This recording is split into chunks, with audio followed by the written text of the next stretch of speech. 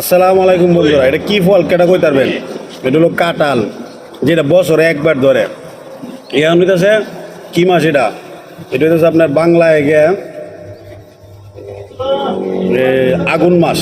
পুষ মাসও মনে পড়ছে না, অথচ মালয়েশিয়া কাঁঠাল পাওয়া যায় 12 মাসেই। এটা হলো বছরের ফল, কিন্তু এমন একটা দেশে আছি 12 মাসেই আম কাঁঠাল এগুলো 12 মাসেই পাওয়া যায়। এখন পুষ মাস পরে না, দেখছেন কাঁঠাল। কুষ্টি আবার চাওলা।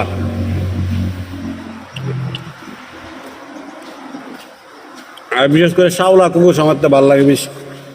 তো অনেকদিন ধরে কাঁঠাল খাই না, কোনো ফুস মাস পরে নাই কাঁঠাল। এই মালয়েশিয়া আপনি সব ধরনের ফলই পাইবেন 12 মাসেই।